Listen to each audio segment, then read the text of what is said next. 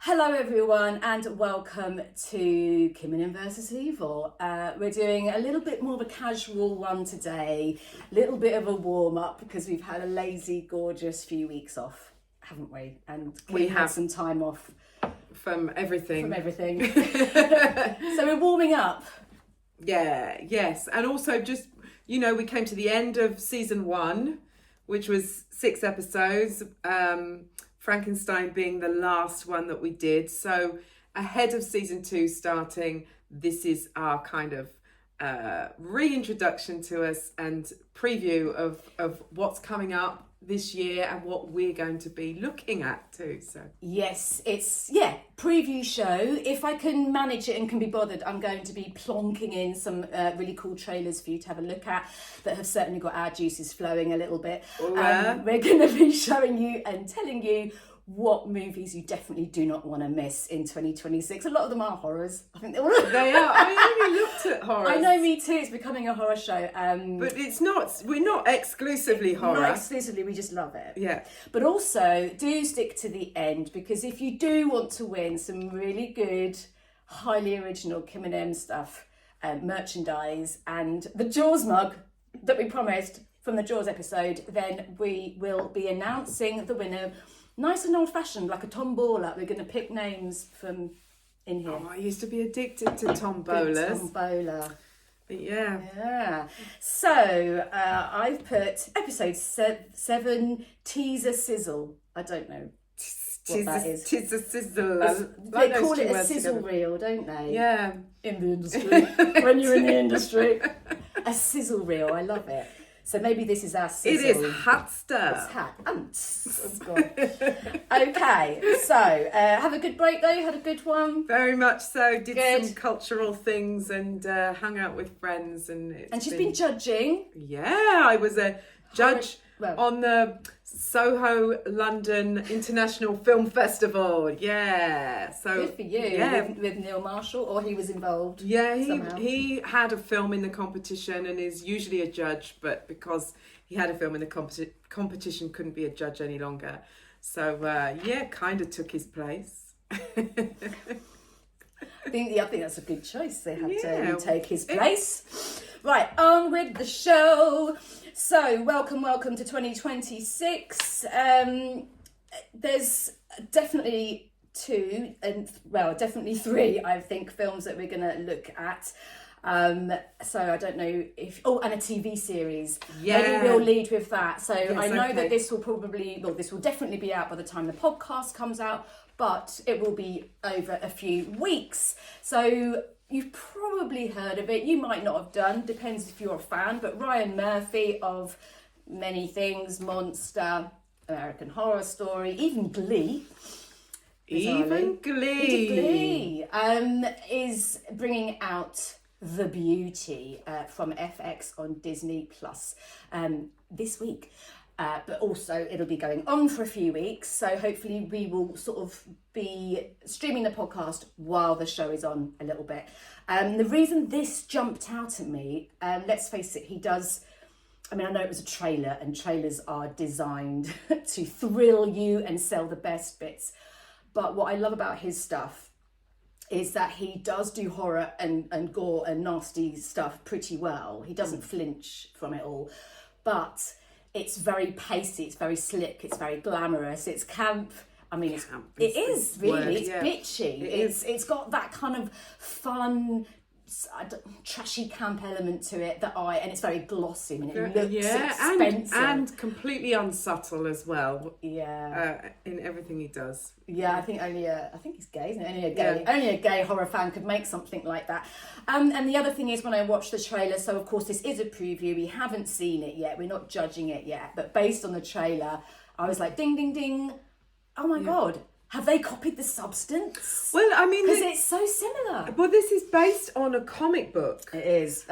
By Jeremy Horn and Jason A. Hurley. I'm not actually sure which came first. I suspect the comic book came before the substance. It did. Yeah. Because I wanted to be clear on that. They're definitely not copying the substance. I just wonder if they were sort of piggybacking the success. I mean, I imagine not, because these things take a while to get off the ground. Yeah, I expect it was in It's good production timing. It's good timing. It is good timing. But yes, and I mean, this is something that this kind of theme about our pursuit of beauty and our ideals, our beauty standards and ideals, and it's kind of a bizarre thing about humanity. But it's been something that has been looked at in art for a long time, and you know, if we're talking about film specifically, and even Ryan Murphy, when I was watching the trailer, I thought, this reminds me of Nip Tuck, which is another one of Ryan Murphy's series, which was about cosmetic surgery, and this is like the updated version almost, or that's how it feels. The way that industry has moved on, and now we're looking at it from that perspective. Yes. But obviously we've got that kind of Cronenberg sense as well, in that it's all about like the injectable industry. And so we should probably do a very quick, have I got it somewhere? I know you have. Sorry if you can hear my paper. Synopsis. So I've got it here. Can I? Go on, you read it. I've just got: the world of high fashion turns dark when international supermodels begin dying in gruesome and mysterious ways. That sounds fun already. Quite like to see that. FBI agents Cooper, little nod to Twin Peaks there. Cooper Madsen, played by Evan Peters, and Jordan Bennett, by British actress Rebecca Hall, are sent to Paris to uncover the truth. And they delve into the case and they uncover a sexually transmitted virus that transforms us ordinary people into visions of physical perfection, like the best versions that they can be. But of course, with terrifying consequences, because it wouldn't be horror without the terrifying consequences. And I'm thinking Rabid. Rabid. I'm thinking especially the Soska Sisters remake, because that's all about a medical experiment where the doctor goes, let's try and do this, and she becomes beautiful from just a wallflower to someone who becomes beautiful and more successul, but then she becomes rabid and hungry for flesh and all that stuff. So I think, I mean, obviously this is very Cronenberg. I mean, I also was thinking about, David Cronenberg's films, Crimes of the Future, which is about body modification, and Dead Ringers as well, which was about gynecological, disgusting, painful instruments. And then his son, Brandon, you mentioned antiviral, yes, but also, this has echoes of Infinity Pool and Possessor as well. And Cronenberg's aside, I watched recently Celine Song's newest film, Materialist, with Dakota Johnson, and that looks at similar themes it's about the dating scene in New York, but it's also about beauty standards and how, especially in this late stage capitalist era that we're in, how in terms of dating, people are looking for things that tick their boxes, how they enhance them and their lives. It really kind of digs into this whole cult of the individual that's become more pronounced in recent years, and this kind of selfishness and shallowness that's pervaded. I don't want to spoil that film actually if you haven't seen it, but there is an element of extreme cosmetic surgery that's touched on. So does American Mary. Yeah, it's all body modification, and they're using real models. Anyway, we digress. I should probably just quickly tease a little bit more. We've got Ashton Kutcher, so there are some beautiful people in it. He plays a shadowy tech billionaire. He has secretly engineered a miracle drug called the Beauty, so that's why it's called the Beauty. And so these are side effects that we're... Yeah, but it's also a sexually transmitted disease, so I don't know if he's got the STI and turned it into something you can buy and make money and monetize from an STD. Or once you've injected someone, it's in their I'm not sure. No. Yeah, of the story. I don't know whether he's utilising the STD but anyway, it's supposed to be. It will come out soon. It Follows meets the substance. Yeah, but So if you've watched the trailer, and I know that the first 3 episodes will have been out by the time our podcast episode comes out, maybe even the 4th episode. But I just wanted to go through the trailer with you because I mean, Ashton Kutcher's still looking hot. Yeah, he looks different in this, and I really love that bit when he says, "Can we have some yacht rock?" Yeah, because I want some Christopher Cross in this. Is it yacht rock? And I was just thinking cock rock, but yeah, I love the play on words there.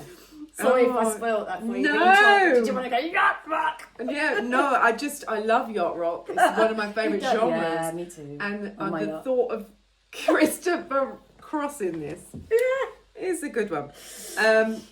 Okay, so one of the side effects seems to be extreme rage / violence. And we get Bella Hadid in the trailer, dressed all in red, drenched for some reason. I don't know why she's soaked through, but she's very wet. Of course, that sounds looks good. very saucy. Looks good. Don't they start to sort of crumble a bit or age or something? They start going ugly again. There was some sort of body horror, that's hinted at in the trailer. Yes. Which is Cronenberg-esque. Which is the dire consequences. Also Nip Tuck-esque as well. You know, one of the things that was great about that series was it would show you the horror of kind of cutting into bodies and the extent that we go to become beautiful. Yeah, there is... there is ugliness Yeah. in the pursuit of beauty, and if you can get really deep on that subject if you want. Well, that's it. Not just physical, what's inside us as well, which is ugly because where is it? There's an amazing film coming up called The Ugly Stepsister, which I really want to check out. Which kind of goes into all of that as well. But anyway, so that looks good. I'm just going to very, very quickly quote what Murphy said to Variety.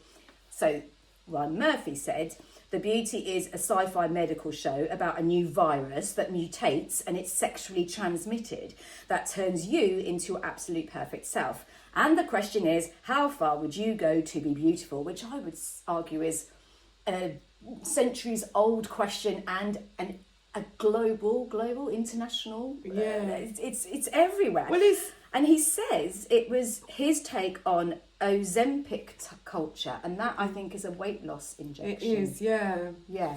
Yeah. That's a strange thing to zero in on. Because I mean, it's one aspect of all the extreme things that people do these days. It's interesting that Bella Hadid's in it because she's an example of someone who has gone to extreme lengths to completely transform the way she looks. Has she? Yes. I would have thought what are those annoying sisters called with the big asses? The Kardashians. Yeah. Well, they're both. I think they're both similar in the. I didn't know that the Hadids. Have a look at before and after pictures. Oh, I will. But I'm not judging that because as a woman, you know, we are under so much pressure, and it's increasingly the case for men as well. But to look a certain way, and films like The Materialists, there's no the, and I guess things like this show that we benefit in society.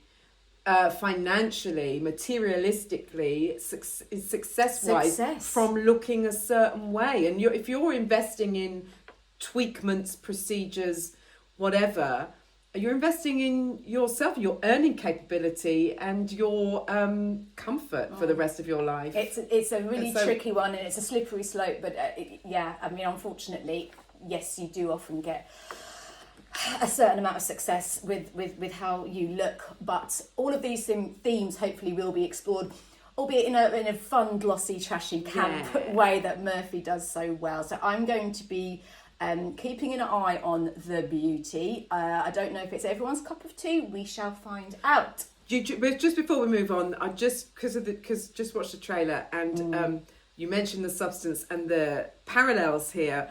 There was an interesting sequence in the trailer where you've got Bella Hadid's character in front of a mirror. Everyone knows that sequence with Demi Moore in The Substance in front of a mirror. And Bella Hadid looks at her image and she's got this rage, but she smashes it. So she's enraged presumably at how she looks. which was much like that sequence in The Substance. So I'm sure that wasn't an accident. I'm sure that's a deliberate reference. No, and I mean, you know, I'm a fan of The Substance. I always become, I don't know if this is the same for you, but it's a bit of a weird one. It was like this for me with Frankenstein, but when I look at the making of, when I start looking at that side of it, it makes me like the film more sometimes, because you're like, oh my God, the effort, right, with The Substance was monumental, right? They did, I would say, I don't know about everything, but it looks like everything in camera. So in camera means all the effects you see were shot at the time in camera, not afterwards. And even when they did this weird sort of surreal scene with loads of colours, they had to like build this bizarre twisting, turning light machine, and the camera had to squeeze through it. It was like a Doctor Who moment. But they literally did it all for practical. Real. Everything for real. That final scene, everyone really was covered in blood. Demi Moore, hats off to her, really did have her face like in an arsehole, kind of. That reminded me of Society. Oh my God, yes, it was. The face in her arse. Yes. I love Society. Oh God, that would be a good one. You probably, we can do that. I mean, I used to love that. We keep coming back to what's the root of evil in these films? It's always fucking capitalism. Yes. The poor eating the rich. Anyway. Oh no, the rich eating the poor. The rich eating the poor. I know what I mean. I'm just a bit stupid sometimes. But yeah, let's do Society, because that deserves a rewatch. Yeah, I think people do borrow from it. Yeah. Okay, so looking out for the beauty, Kim. There's lots happening in 2026. Should we do like just a rundown list and then pick out our faves? Or let's how do that. should we do this? Let's go on. You've got some. I did do a list somewhere. Where's my list? I've got a little listy, but okay. So 2026 hopefully is a good year for horror. Usually is, and films in general. We've got 28 Years Later, The Bone Temple. Which is already out. And you've already seen it. People are looking forward to Scream 7, Neve Campbell's back. That's February 27th. I don't know if these are UK release dates, I hope so. Ready or Not, here I go. Ready or Not 2, April 10th. Evil Dead Burn. Sorry. I had to do it. But go on. July 24th. I've written that down somewhere, but I can't find it now. Insidious 6. I didn't know we were on. I like the Insidious franchise, so yeah, I'm kind of looking forward to it. And then I do want to do, I don't know if we'll cover it, I wouldn't mind, but I don't know. Return to Silent Hill, which is probably already out as well.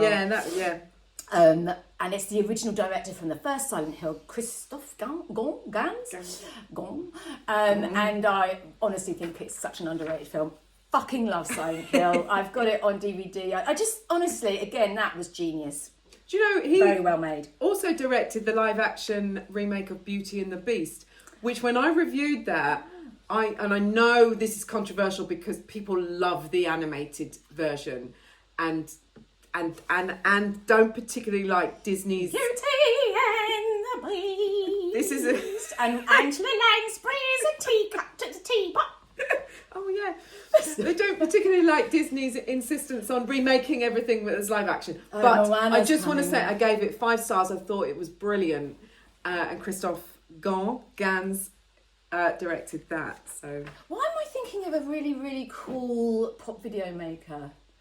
Oh, I'm thinking of Michael Gondry. Michel Gondry, yeah. Isn't it another Gon? Oh, maybe it's Vos Gonson. I'm getting confused. Gus Van Sant. If he was French, Gus Van Sant, Gu Van Sant. I know, sorry. He's not French. This is so irrelevant, sorry guys. But do you like, I know her name is not Hermione Granger. Yeah, Emma Watson. She annoys me, I'm so sorry. She's annoying. I don't mind her. I never liked her in Harry Potter. I'm probably going to meet her at some point, and then I'm going to have to take that one back. But all of those kids, I mean, they were all cast for how they looked rather than how they acted. And apart from Draco. I'm terrible, I still use their names. Oh, But anyway, yes, I like Emma Watson. okay, she's all right. Anyway, we're not on Beauty and the Beast. Sorry. Anyway, sorry. So have we gone And through? then Scary Movie 6. So, oh my God, Scream 7, God, Scary I know. Movie 6. It's They've the year really of caught the up. bloody franchises. I never understood why Scary Movie was a thing, because Scream was already a parody of slasher films. But How meta can you get? and now I love that Scary Movie franchise as a franchise exists and that it's on number 6. Now I love that. So I'll be honest, I'm really not good at sequels. I know you are like really depends good on the religious franchise. It depends. But I'm not, and some of them make good departures, and apparently there's some weird, I don't know if it's a sort of law of film where they go, 1's really brilliant, 2's usually okay, 3's shit, and then there's like a weird pattern. So I'm sorry to cut in. Yes, do. no, but on that, I mean, I think for me, having just watched the Bone Temple, so we've got 4 films now in the 28 Days Later franchise, and for me, the best one is 3, then it's 4, then it's 2, then it's 1, which is, I know is not 1 was usual. Defining, and you've got to give hats off to originality. I know. And that London scene and the music. I know. Anyway, yeah, I didn't love 2. Haven't seen the 3rd one. Have I? That came out in June, I think. They're knocking them out. They are. Well, there's more to come. And this is another thing, very, very quickly. I thought, how's Ryan Murphy got The Beauty out? I think it's like 9 episodes. Monster was just a few months ago. I know. He's so prolific, though. How Ryan did that? Murphy. I mean, when is he? Has he just got loads of minions doing it for him, like a fashion I designer? think so. He's like the Russos, the Russo brothers. They keep churning stuff out really quickly as well. Maybe he's got ADHD. They do. I think I interviewed the Russos not that long ago, and they were talking about ADHD and Being helpful. and just keep doing stuff. So, we have also got, which I haven't even mentioned yet, this is a different list for some reason, highly anticipated horror, The Bride. March the 6th. I don't know if I've printed out from America or UK releases. Oh, I've got the same date, so I think they are UK. Okay, if you haven't heard about this one, guys, so this is one we're going to cover, because we just did Frankenstein, and I don't think this was planned at all, again, because this would have taken quite a while, I imagine, for that to come about. But when I saw the trailer for The Bride, definitely got tingles. Yeah. Like style tingles, when you know you're like, that is... Yeah. And it's got like a punk rock kind of... I don't mean punk aesthetic, but an attitude. Because it is all about taking otherness and really rolling with it, and people are sort of saying it's like a sort of fucked up version of Bonnie and Clyde or something like that, because that's what I mean by it's got this rebellious kind of nature to it. You've seen what did you make of the trailer? Also, was a bit like Harley Quinn and the Joker, I thought, which is Bonnie and Clyde-esque as well. If you saw the Harley Quinn Birds of Prey, that's what it was called. Haven't seen it. Yeah, well, it did give me that, and it gave me a little bit a vibe of Matt Reeves's The Batman as well, for some reason. But I initially thought the trailer was really stylish and was looking forward to it. I mean, on a second viewing, I thought actually this looks a bit unsubtle, and Maggie Gyllenhaal and All style. Is that a bad thing? I don't know. But Maggie Gyllenhaal made The Lost Daughter, which was this lovely, quiet, meditative. Also had Jessie Buckley in, who plays the bride in The Bride. We've got Christian Bale, being the creature. The creature, yeah.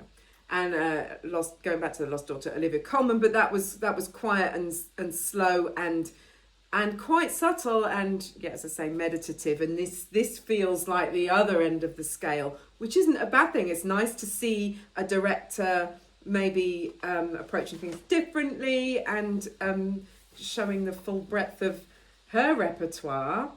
So I am excited about that, and the fact that she's got Christian Bale in it. I think he gives it some gravitas. Yes, and we know And that Annette he's very Bening. good at transforming himself. Yeah, as the Doctor. Yeah. Which is really cool. And of course, Jessie Buckley also is a woman of the moment, and she just won a Golden Globe for Hamlet. So that's going to bode well for the film. And I'm sure there's going to be some social commentary going on there. Yes, which I don't know exactly what it is yet, but you can see it's going to have that rebellious social commentary thing going on, I reckon. She says in the trailer,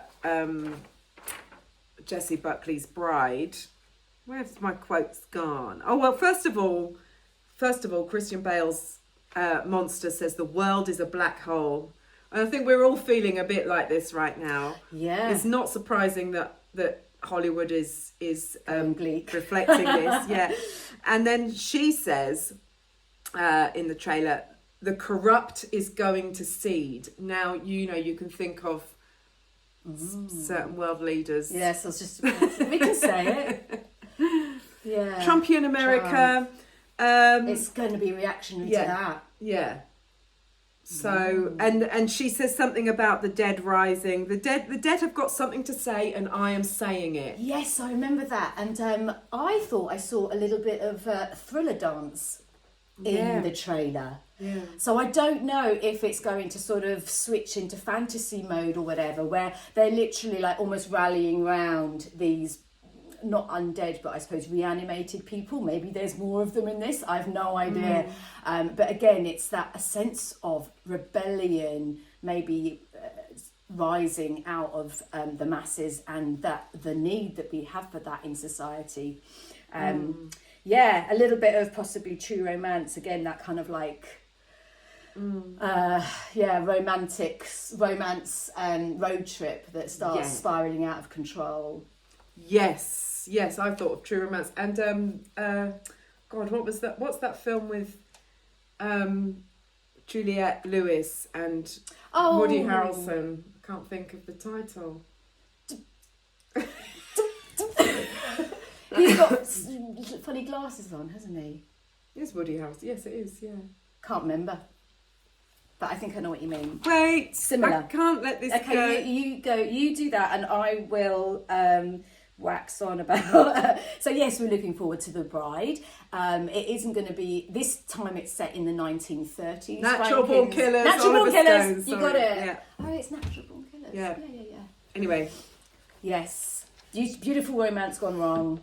Okay, so we've trailered The Bride, and another one on your radar we're getting a little bit excited about is Sam Raimi's Send Help, which is out imminently. Which might be out by the time this episode airs. And sometimes Sam Raimi is just on as producer, but he's on as director this time. Yes, and so his last proper horror film, I believe, was Drag Me to Hell, 2009. Fuck, it was. And I remember seeing that at the cinema and loving his brand, because again, not many people can do that mix of horror and comedy. And it does say horror comedy with Send Help.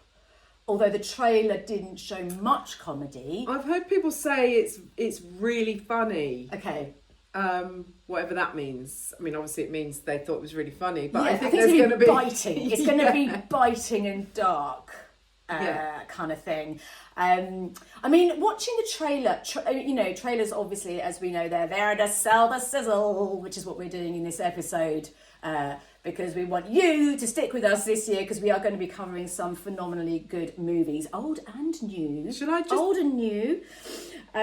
Should I just read the synopsis? Do the synopsis for Send Help. I mean, I got this from Wikipedia. I'm really sorry, that's lazy. What made him think of this story? Is it from him? Do we know if it's? Did he? No. Oh no. I don't know who wrote it. I'll say that in a minute. So this is the wiki synopsis. Linda Liddell is mistreated by her sexist boss, Bradley, whose father wanted him to promote her upon handing the company to him. I mean, that's a lot of words devoted to boring stuff. Anyway, the situation changes when a plane crash strands them on a deserted island in a desperate fight for survival as tensions rise between them. So that's the very basic. And premise. actors, I've forgotten her name, but I love her, is, Rachel McAdams. Yeah, I did know. If can't speak, if you like your sort of silly films, you may have seen her in Mean Girls. I mean, I know that's a long time ago. And then she's done some really cool stuff since, but she's very different in this. Yeah. She's going, obviously, down the sort of more, again, she's more of a wallflower in the background, forgotten about, not everyone's favourite. You know, they take the piss out of her, they're really mean to her, and she really fancies her quite good-looking boss. Who's he? He's Dylan O'Brien, who I love. I love Dylan O'Brien. I think he's brilliant. He made his name in Teen Wolf, the series, as Star Staninsky. He's in the underrated American Assassin with Michael Keaton. I like that film. Watch that film. Maze Runner really built his name, but he was a teen heartthrob. There was a time when anything that we posted at Fandom, Dylan O'Brien related, made clicks go through the roof. Let's do some. But he's really good. He also voiced Bumblebee in the Bumblebee film. He made Love and Monsters for Netflix, which is excellent. If you haven't seen that, watch that. I have. Yeah, I know that one. And you can I talk about him with so much enthusiasm. I just think he's great. I think he's really underrated. And deserves big things. I'm so glad he's in this. He also played drums on a Taylor Swift song on one of her albums, which I just discovered this morning. Okay, good fun fact. He's had a really bad accident on the set of one of the Maze Runner films, and it took him out for a while. But there's a lot of Sam Raimi fans out there for good reason. Evil Dead, obviously, which, can you believe he did that? I think he started it at least when he was 18. Bloody hell. 18. I think it did take him 2 years. But the one and only Bruce Campbell can be seen in Send Help as a cameo, I believe. Of course, he's always in his films. Yeah, I can't wait to see that. So it's going to be definitely go to the cinema for that one, because it's going to be, a fun kind of big audience thing to watch. And Danny Elfman did the music. And before we move on, I did say I'd mention the writers, because it's written by Mark Swift and Damien Shannon, who wrote Freddy vs. Jason and the Don't Judge Them for This 2009 reboot of Friday the 13th. Okay. But funnily enough, they also wrote the script or the screenplay for Baywatch, the Dwayne Johnson, Zac Efron film version from 2017, I think that was. Yeah, actually thought that was quite good. How have you seen all these random films like Baywatch? I'm a film journalist. That is true. That is true. I didn't know Baywatch was on your radar. So that's going to be really good fun. So we are going to be covering, in case we've been really confusing, because we haven't seen each other for a few weeks, definitely The Bride. Yeah. Definitely Send Help. I don't know about some of the others that we've mentioned, we may do. And in terms of, while we're on Send Help, yes. And this was an idea we had ages ago when we were thrashing out what films we should cover. But in terms of retrospective films, because we like the good old horrors as well, we're going to do Misery, I think, aren't we? Yeah. And it's funny because it only occurred to me as I was watching the trailer for Send Help. Bit of a weird name, but I just thought... No direct comparison. I'm not saying they were influenced by it at all. I just find it interesting that it reminded me of Misery, because we're going to cover Misery. And I was like, because, you can see this in the trailer. There is a wounded man who can't really do anything. So he, his life is ultimately in her hands in yes. Send Help. So there's a real role reversal here that she obviously starts to really get off on. And that's going to be probably where a lot of the dark humour comes in. And then obviously in Misery, obviously a bit different. Yeah. She's a mega twisted fan of this celebrity novelist.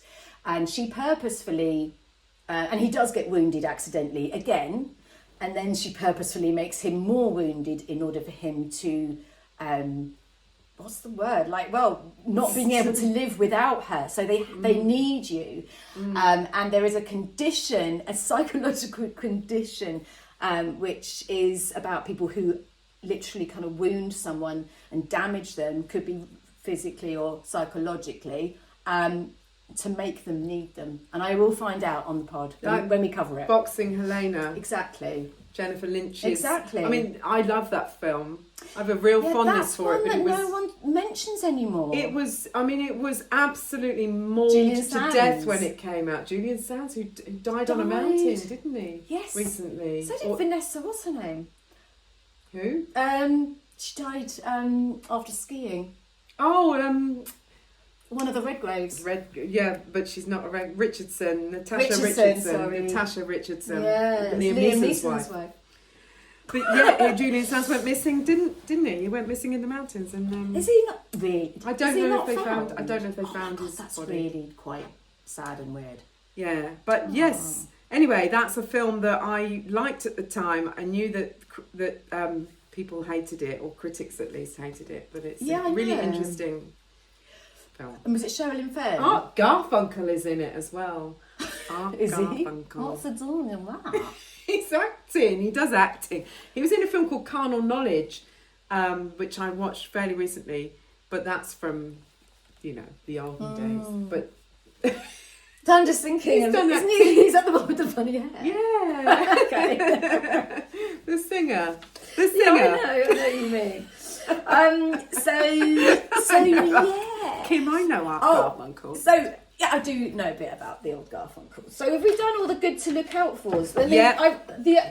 We've done all the horrors, haven't we? Well, there was just nods to. What did I? I'm sure I wrote down a couple of other films. Yes, well, there's Wuthering Heights, which is gothic, but not horror. Obviously not horror.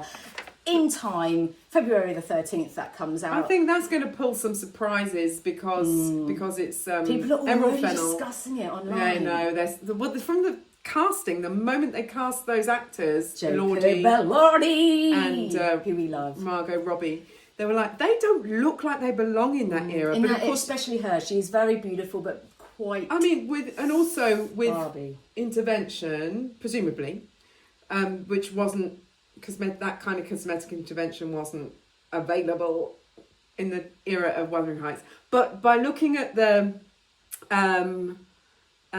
costumes and stuff, it looks like 80s. Yes, that's what people are saying. Like the costumes, and I mean, costume people, they know what they're doing. So I don't know if it's intentional, but they're saying Margot Robbie. Character name's gone. iPhone face, it's called, isn't it? iPhone face that we have nowadays. Yes, which is really important for an actor. You really need to just keep your own face. Basically, don't change your face, because then you're less castable. Because if you only look like you belong to the current times, then you can't be cast in a period drama. It does feel like there is a kickback against this iPhone face, and people are casting people who haven't had, or at least noticeably had work done. I had an idea. Frequently. Oh God, ideas popping out my head like a gremlin with a water problem. That's my new sad phrase, because I can never come up with good phrases. So very quickly, the dress, they said, is more like Lady Diana's 1980s wedding dress, and nothing to do with Wuthering Heights. Oh my God, I'm in love already. But I thought of a really good film title the other day. When film titles... Me too, go on, what's yours? I've got a couple. One, I thought Face Not Recognised, because Yeah. When I think it could be a good short film. Like don't nick it. Is this like a face-off type? Well, I don't know. I've only got a title. Do you want to make it? No, because when I sometimes have it, if I actually make myself look really nice with makeup, and then I go on my iPhone, it's like, don't recognise you. Really? You look too nice. You're normally much more fugly. And I thought, Face Not Recognised. It's a phrase, and it is kind of current and zeitgeisty, and that's right. To go back to Bella Hadid, if you took her original face and then her new face. But that would happen, wouldn't it? I guess on her iPhone. Yeah, it makes you think. So I was thinking I had my passport. Sorry, Bella. I'm not. I honestly am not judging Sorry, you. Bella. We won't meet her. No, well, I don't. Know. I just do what you need to do. I had my passport updated recently, and I thought, oh God, if you did have loads of surgery, and then you sent in a new photo, or you had surgery and your passport photo looked really quite different, like say you've gone a bit extreme, wouldn't they be like, who the fuck is that? Wow, I once went through. This is an aside, and I know cut it out if you want. But I went through passport control in America once, and I wasn't married then. I went ahead because they don't let you go through together unless you're married. I think that's still the case. So I went through passport control. I handed over my passport, and the guy that was checking my passport held it up and shouted across to my partner, "She's a lot better now, huh?" Fuck! How rude! So rude. And everyone could hear it. I mean, I don't know. Why would you do that? Why would you? Were you mortified? Of course I was. I mean, it was a horrible photo, and I'm glad that he thought I was better. All passport photos, please help me with this. I did my passport photo recently and I was so depressed. I was like, really? I don't think I look like that. I have a